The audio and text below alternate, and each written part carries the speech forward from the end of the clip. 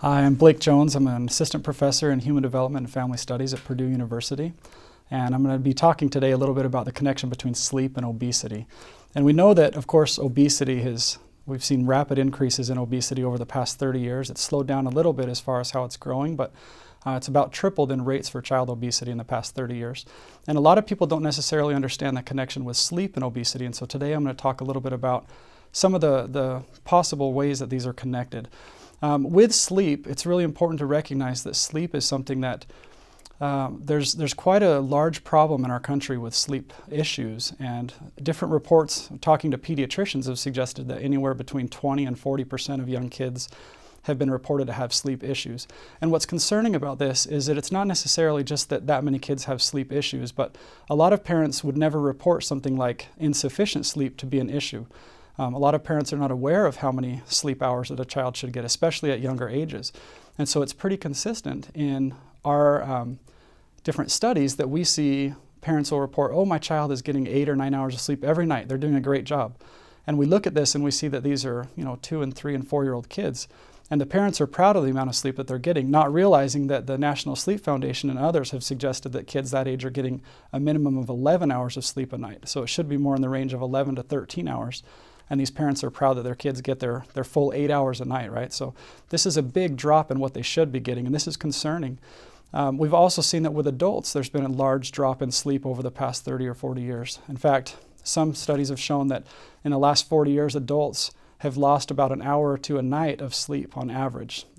Another thing that they looked at was how many adults are getting less than 7 hours of sleep. And they've shown that that amount has gone from 15% of adults up to 39%. So almost half of adults are getting less than 7 hours of sleep a night. Again, this is concerning for a lot of different reasons. We know that sleep has a lot of restorative properties. It helps our brain to function better. It helps our bodies to function better. It gives us time to recover from injuries and inflammation and all kinds of things. It allows some of our systems in our body to rest while others speed up their processes, such as metabolism and other functions of healing that can happen during sleep. So sleep is a very powerful thing that we should spend about a third of our lives doing, and yet if you're anything like me, sometimes when push comes to shove and we have demands on our time, the first thing that we do is we let go of sleep, because that's something that other people don't see. We kind of think of that as maybe a private issue that we do on our own that we can adjust and that we'll catch up later. And the problem is we don't tend to catch up, and we don't know that catching up really works very well. In fact, there's studies that have shown that catching up doesn't work very well overall, and you can only catch up for a certain amount of time. So if you get several days behind on your sleep, then it's as good as lost, and you can't really make up for that time. And so we get in these patterns because of our busy schedules where adults are sleeping less. Maybe you're working longer hours than you used to. Maybe you have more time demands, but this also rubs off on our kids. And so we have issues where kids are not getting enough sleep because of family routines. And so if you think about it for a second, a lot of my research, I talk to parents, I talk to kids, and we interview them trying to find out what some of the predictors of obesity are.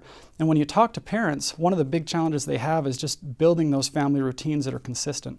And so you see things like, my spouse and I, we both come home at the same time, and it's late, the kids are already hungry, and so we rush through dinner. Then we have to try and hurry and get the kids ready for bed. We have to hurry and help them with their homework. The next thing you know, it's 9 or 10 or 11 o'clock, and we're all finally getting to sleep. But just because you're behind on your sleep schedules at night doesn't mean that you can sleep in the morning, right? And so work demands, school times, all those things stay the same regardless of how pressured you are at night. And so when we take on extra things like the kids' soccer games or extra activities or whatever we're doing, all of those things tend to push back bedtimes. And research has been very clear that when you push back bedtimes, certain things tend to increase, such as the amount of TV you view. You sleep a little bit less, not a whole lot less, but even with later bedtimes, even if you're getting the same amount of sleep, we've shown that there are some pretty negative consequences. So if you control for the total time sleeping, those that go to bed later still have some negative outcomes. And so it's not just the amount of sleep. We're also concerned with kind of those routines in general, what time you go to bed, what your consistent routines are versus people that kind of bounce around. And that's a really serious concern for people that don't have consistent schedules.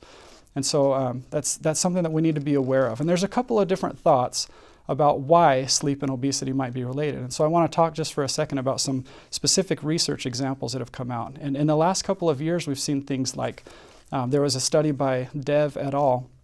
Just last year, and they looked at 22 different predictors of obesity. And these are all things that have been shown in other studies to be significant predictors of obesity.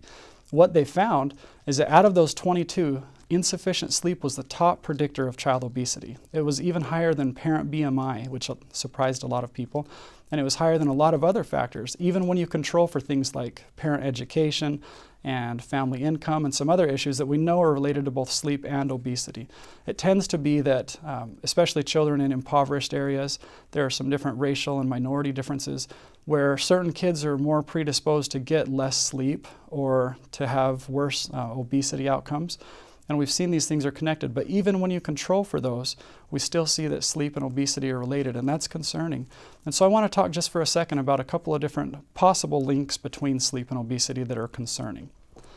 The first angle that we can look at when you talk about sleep and obesity is, does one cause the other, or is it the other way, right? And so we can look and see, does sleep cause obesity to increase, or is it that obesity is causing your sleep quantity or quality to go down? And so if we look at that angle for a second, we know that as you increase your body weight, it starts to do some things to your sleep. First of all, it makes breathing a little bit more difficult. Your body fat starts to increase, lung volume decreases.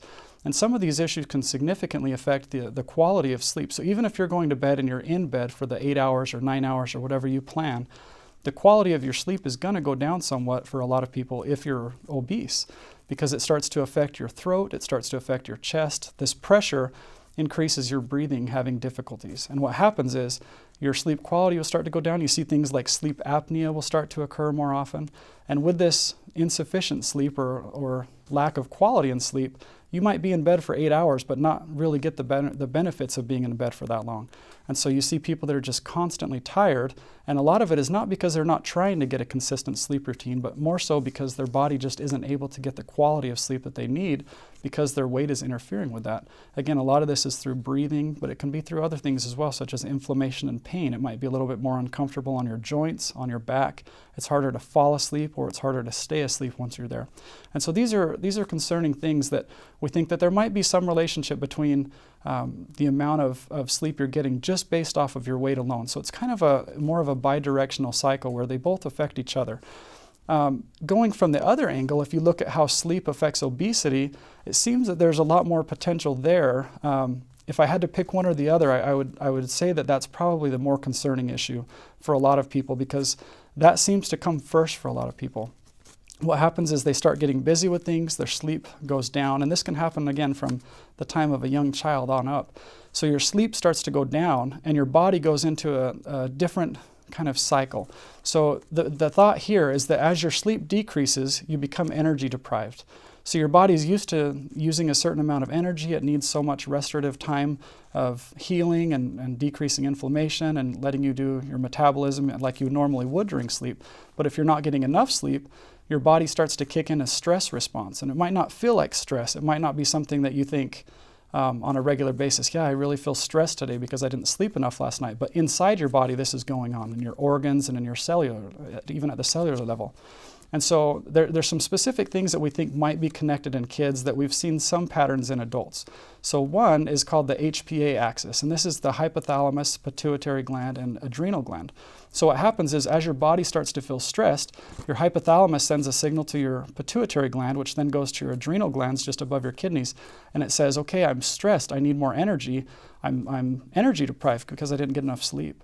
And so as that cortisol is released from your adrenal glands, it does a few things that are really negative on your body if it stays like that. For one, it increases your blood sugar. And so you have things like diabetes starting to increase because people's blood sugar stays high.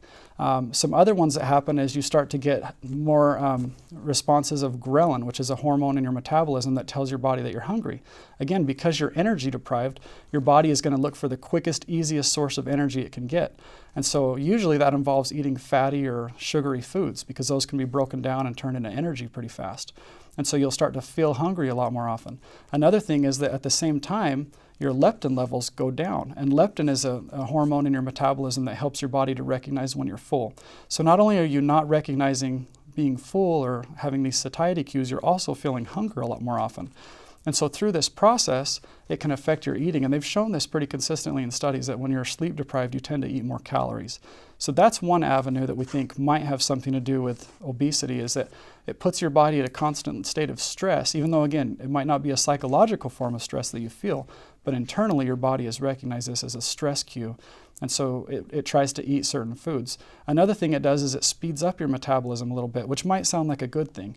But this usually has more to do with breaking down fats and sugars faster, which means they get into your body faster. The problem is if you're sleep deprived, your body's preparing for this sort of fight or flight response, but that's not really what you're doing. You're just trying to get through a normal day, which might involve a lot of sitting.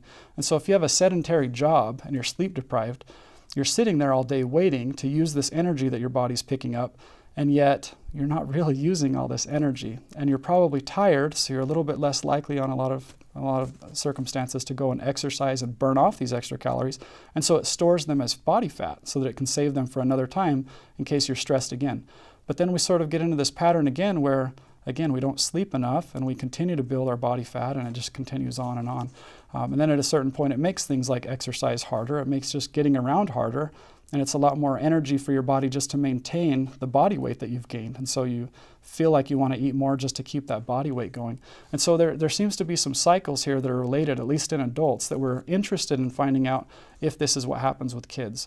And so a lot of the work that I'm doing right now, and I know others are looking at this as well, is we're trying to test the actual sleep mechanisms. And so for a long time, just like with BMI, we used to just measure BMI through having people report their height and weight in a lot of these studies. We're recognizing now it's much more important to actually measure people. The same thing with sleep. There's a lot of new exciting sleep assessments that go far beyond just asking somebody how much sleep they got. So for example, if I asked you, how much sleep did you get last night? And you might think about that for a second and you say, well, I got about 7 hours. And I can ask you what time you went to bed, and that might be a little bit better question to ask is what time did you go to bed and what time did you get up? Because sometimes people don't put those together quite right. Even if you're educated, you might not add those up right. And one of the issues is that you tend to favor yourself in a positive way. And so if I ask you how much sleep you get on average, and you know that I might be thinking that sleep is a good thing and you're not getting enough, a lot of people will tend to over-report the amount of sleep they're getting, especially if I ask you, how much did you get last night? And you say, well, I got 6 hours last night, but that's not normal, right? We justify it. We say that there was some other reason why we didn't get enough sleep. And I've had people say 2 or 3 hours when I ask this question in seminars. It's pretty common to get at least somebody in a group that got 2 or 3 hours of sleep. And they always do the same thing. Well, but it was a special night because my son was sick, or because I had a deadline on a paper or a job assignment at work. We always justify that. And the problem is that that happens a lot more often than we really think. And so there are better ways of measuring sleep that will help us better understand this link between sleep and BMI. So some new studies are starting to look at things like these metabolism hormones in your blood, and trying to see for people that don't get enough sleep, is this a chronic problem? Does it constantly affect your metabolism, or is it something that kind of goes through your system and comes back at a pretty quick pace so that you can regulate things again and reach homeostasis? Other studies are looking at specific types of monitoring sleep, so not just looking at the amount of time somebody's in bed, but the actual sleep quality, and doing that through the amount that people move during their sleep and the amount of kind of rest that they're actually getting, not just that you don't remember because your eyes are closed and you're in bed, but we can actually monitor how restless people are. So we're looking beyond just sleep quality or quantity and looking at the quality of sleep as well. And all of these things can help us hopefully understand a little bit more about this link between sleep and obesity, and also identify some specific strategies that we can use to build targeted interventions. This is a really big area that I think is going to be needed in the future. We're seeing that teenagers aren't sleeping enough, kids aren't sleeping enough. It's just a chronic issue in our society because we have so many pressures and demands. And again, it's just the easiest thing to let go when you have 5 things pushing in on your time because you think you can make it up. There's also some issues with circadian rhythms that change for teenagers, and that's an issue that teenagers' bodies want to be up later, and yet we have them getting up early for school, and so they're not getting enough sleep, and a lot of people don't know that they should be getting more like 9 hours of sleep a night instead of 7 or 8, and even 7 or 8 is a lot more than a lot of teenagers get in these days. So this is a problem at every age level that we can see right now, and it's something that is very modifiable. When you're looking at obesity risk, there's a lot of things that we can't do much about. We can't change somebody's family history per se. We can't necessarily change their parents' education or their family income very easily, or the parent BMI. That can be really tough to do.